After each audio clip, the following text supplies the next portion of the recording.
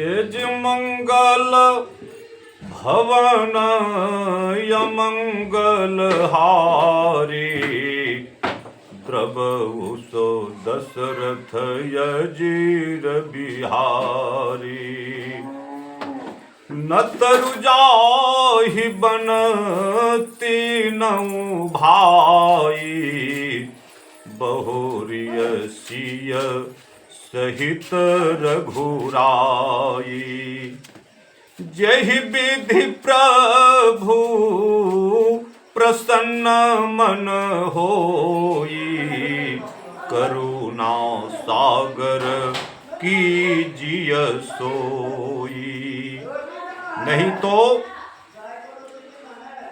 Raghunath ji one में हम तीनों भाई जाएंगे और आप सीता सहित लौट जाइए। हे करुणा सागर, जिस प्रकार प्रभु का मन प्रसन्न हो वही कीजिए। देवकिन्ह सब मो पर भारू, मोरे नीति ना धर्म विचारू। कहाँ बचन सब स्वार्थ हेतु, रहत न आरत के चित चेतु। तो हे देव, आपने तो सब मेरे ऊपर भार दिया है और मेरे नीति धर्म का विचार नहीं है। मैं सब वचन आपने प्रयोजन के कहता हूं, क्योंकि दुखी के मन में ज्ञान नहीं रहता। उत्तर दे मुनि स्वामी रजाई, सो सेवक लखी लाजल जाई। असमय अवगुण उदधिय गाधु, स्वामी स्नेह सराहत साधु। तो जो स्वामी की आज्ञा पाकर उत्तर देता है, उस सेवक को देखकर लाज भी लजाती है। मैं तो अवगुण का अथाह समुद्र हूं, स्वामी के स्नेह को साधु सराहते हैं।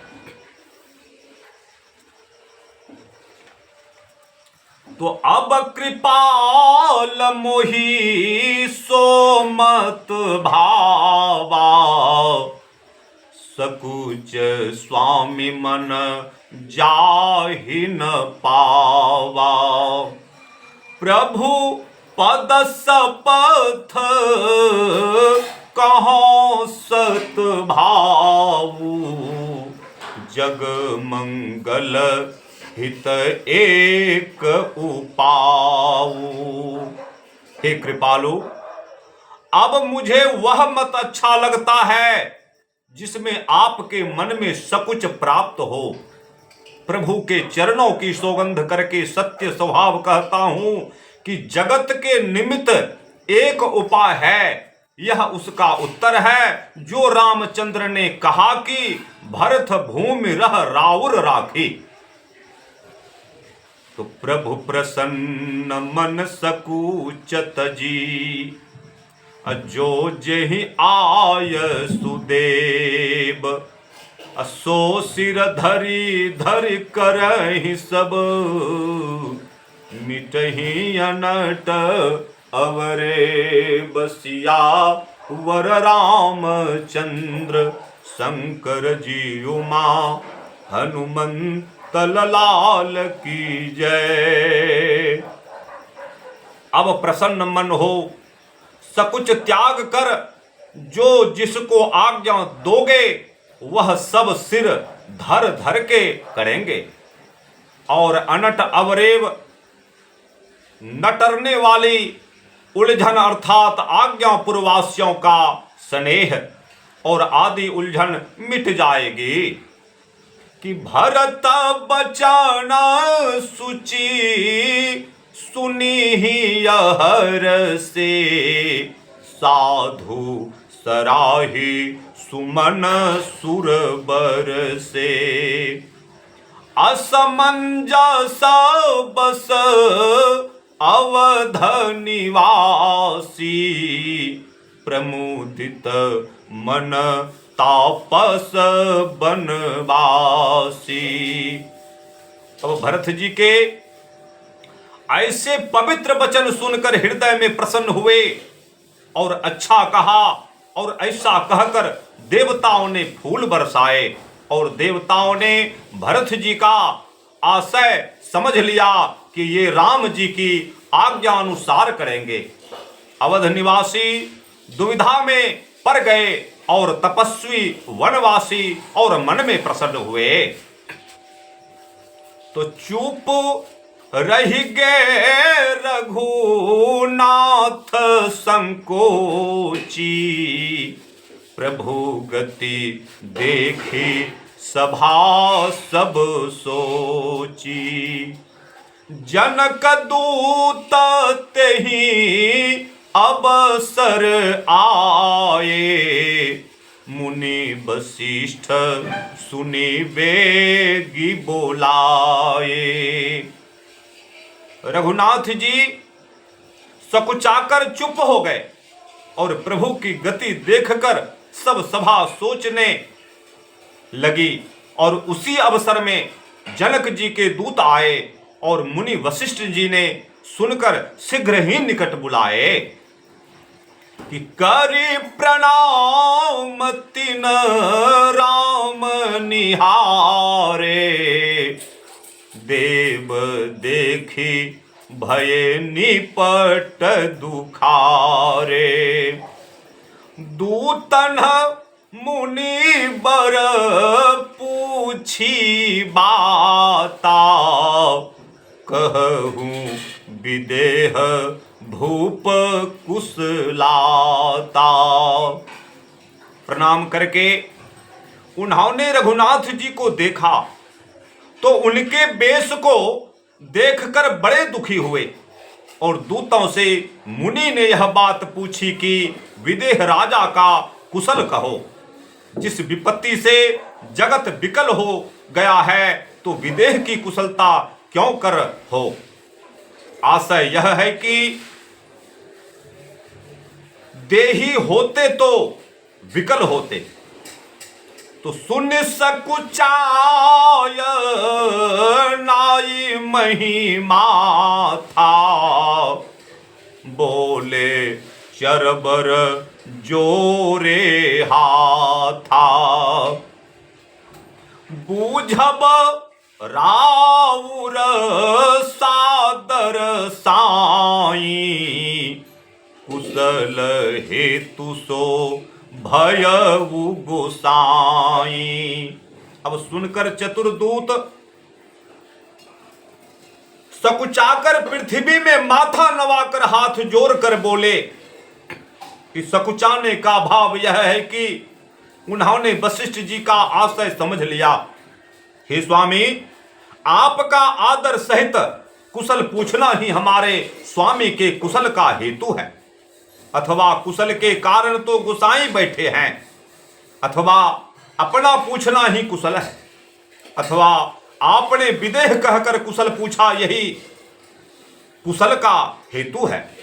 और कारण कि यदि जनक जी देही होते तो दशरथ जी के समान उनकी भी दशा होती।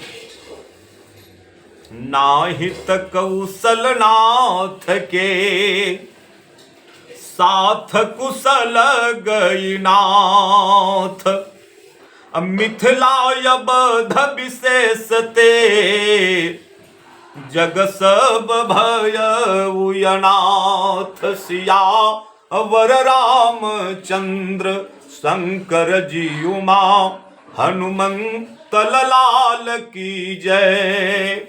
हे नाथ, पुरानी कुशलता थी वह तो महाराज दशरथ जी के साथ ही गई, जिसके जाने से जगत का अनाथ हो गया, और विशेषकर अयोध्या और मिथिला अनाथ हो गई, क्योंकि राजा की मरण रूप विपत्ति के सिवाय राम लक्ष्मण जानकी वन को चले गए। तो कौशलपति गति सुनी जन कौरा, भे सब लोग शोक बस बौरा। जेहि देखा तेहि समय विदेहु, नाम सत्य असलागन केहू। राजा दशरथ की गति सुनकर जनक राजा के सब लोग सोच के बस व्याकुल हो गए। जिसने उस समय विदेह को देखा उसे उनका सत्य नाम नहीं विदित हुआ, अथवा जिसने उस समय विदेह को देखा तो ऐसा कोई ना था जिसको यह नाम सच्चा नहीं लगा। और सबने जाना कि राजा सच्चे विदेह हैं और शरीर की सुध ना रही। रानी कुचाली सुनत मही पालही, सूझन कछु जस मणि बिनु ब्यालही। भरत राज रघुबर बनवासु, भाव मिथिलेशहि हृदय रासु। अब रानी की कुचाल सुनकर राजा कुछ ना सूझा, जैसे मणि के बिना सर्प को कुछ नहीं सूझता। और भरत जी को राज्य और श्री रघुनाथ जी को वन सुनकर जनक जी के मन में खेद हुआ।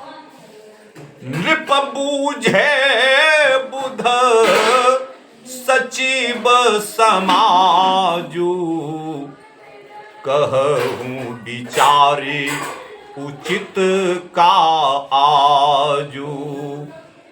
समुझी अबधि अस मंजस दो,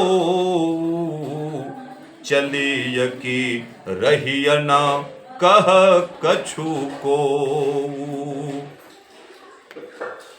कहो, राजा ने सभा में पंडितों का समागम और मंत्रियों का समागम भी एकत्रित किया और कहा, कहो आज क्या उपाय करना चाहिए। यह सुन के अवध को जाना व ना जाना, इन कहो आज क्या उपाय करना चाहिए। तो यह सुन के अवध को जाना कि दोनों बातों में दुविधा करके बैठे रहे, चलो या रहो। यह किसी ने कुछ नहीं कहा। तो नृपति धीर धरी हृदय विचारी, पठये अवध चतुर चरचारी। अब बूझी भरत सत भावु कुभावु, आयऊ बेगिना होई लखाऊ। राजा ने धैर्य पूर्वक मन में विचार कर अयोध्या को चतुर 4 दूत भेजे और कहा, भरत का सत्य भाव दुष्ट भाव देखकर जल्दी आना और यह भेद कोई ना जाने। तो गए भरत गए अवध चर भरत गति, अब बूझी देखी करतूति। चले चित्रकूटहि भरत, 4 चले तेरहु तिसिया। बर रामचंद्र शंकर जी उमा, हनुमंत लाल की जय।